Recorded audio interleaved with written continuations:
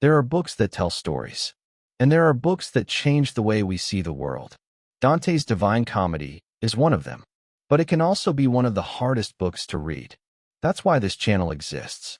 Together, we'll follow Professor Jiang's lectures, one idea at a time, making Dante easier to understand, and discovering why people are still reading him 700 years later.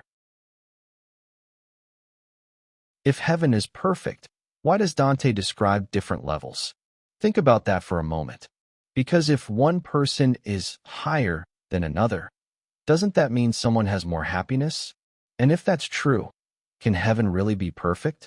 When I first listened to Professor Jiang's lecture on Paradiso, I thought this was going to be an easy question. Instead, it became one of the most surprising ideas in Dante's entire poem. The strange thing is, the problem isn't Dante. The problem is how we naturally think. And that's exactly where Professor Jiang begins. Professor Jiang points out that most of us make the same mistake before we've even started reading the poem. We hear words like higher and lower, and immediately we think about ranking. Higher salary, higher grades, higher social status, a better job, a bigger house, a more successful life. We've spent our entire lives believing that higher automatically means better. So when Dante describes different heavenly spheres, our brains instantly translate them into a competition. Some people must have won. Others must have received less. That feels completely natural. But Professor Jiang asks us to pause. What if we're bringing earthly assumptions into a place where earthly thinking no longer works? That single question changes everything. One thing I really appreciated about Professor Jiang's lecture is that he doesn't rush into the poem. Instead, he asks us to slow down. Because before we can understand Dante's answer, we first need to understand the world Dante lived in. Today, most of us separate subjects into different categories: science, politics, religion, philosophy, literature. We treat them as separate conversations. But for Dante, they all belong together. The universe wasn't just a collection of planets and stars. It was an ordered reality. Everything had meaning. Everything pointed beyond itself. That's why Professor Jiang reminds us not to read Paradiso as if Dante were trying to teach astronomy. He's doing something very different. He's using the structure of the universe as a language that helps him talk about the human soul. Once you realize that, the poem starts to feel very different. Now Dante enters paradise. If you were writing this story, where would you begin? Probably with the highest heaven, or the throne of God, or maybe a great biblical figure. Dante does none of those things. Instead, he begins with the moon. And the very first soul he meets is a woman named Piccarda. Professor Jiang asks a wonderful question here. Instead of asking, "Who is Piccarda?" he asks, "Why did Dante choose Piccarda to be our first teacher?" That's a much better question. Because Dante never places characters randomly. Every encounter teaches us something. If Piccarda is first, then she is introducing the very first lesson of paradise. So before we worry about who she is, we should ask what she's here to teach us. Dante notices that Piccarda appears in the sphere of the moon. Naturally, he asks exactly what we would ask. If there are higher spheres, wouldn't you rather be there? Honestly, it's a very human question. It's the same question we ask every day. Wouldn't I rather have a better job? Wouldn't I rather earn more money? Wouldn't I rather be more successful? Wouldn't life be better if I were just a little higher? Professor Jiang slows this moment down because it's easy to miss what Dante is doing. Piccarda doesn't answer the way we expect. She doesn't wish she were somewhere else.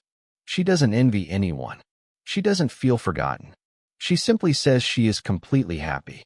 And that's where the real puzzle begins. If she's completely happy, what could more happiness even mean? This is where Professor Jiang's explanation completely changed the way I read this passage. We've been asking the wrong question. We've been asking, who has more? Dante is asking, what does it mean to be completely fulfilled? Those are two very different questions. Professor Jiang encourages us to imagine three glasses. One small, one medium, one large. Now imagine filling all three with water. Each glass is completely full. The smallest glass isn't half empty. It isn't jealous. It isn't waiting for more. It's simply full. The larger glass is also full. The difference isn't fullness. The difference is capacity. That simple image helps us understand what Dante is trying to express. The point isn't that God gives more love to one soul and less to another. The point is that every soul receives complete fulfillment. Not partial fulfillment. Complete fulfillment. That's an idea that's surprisingly difficult for us to imagine because our entire culture teaches us to measure ourselves against other people. At this point, you might be wondering, what does any of this have to do with my own life? I think Professor Jiang would say, quite a lot. Think about how much of our daily lives revolves around comparison. Social media encourages it. Careers encourage it. Schools encourage it. Advertising depends on it. We're constantly asking, who's ahead? Who's doing better? Who has more? Dante quietly asks a completely different question. What would it mean to become the kind of person who no longer needs to compare? That's a much deeper question. Because maybe the problem isn't that we don't have enough. Maybe we've never learned what true fulfillment looks like. And maybe that's why Dante begins Paradise this way. Before he teaches us about heaven, he has to teach us how to think differently about happiness. So, why does Dante describe different levels of heaven? Professor Jiang's answer isn't that God loves some souls more than others. It's that we've misunderstood what paradise actually is. The heavenly spheres aren't a scoreboard. They're Dante's way of helping us imagine something that words can barely describe. A joy that is complete. A happiness without comparison. A love that leaves nothing lacking.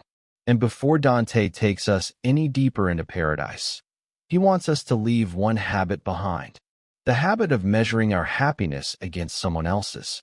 Because if we can't let go of that habit, we'll misunderstand everything that follows. In the next episode, we'll look more closely at Piccarda herself. Who was she? Why did Dante choose her instead of a famous saint? And why does her life become the perfect introduction to the entire journey through paradise?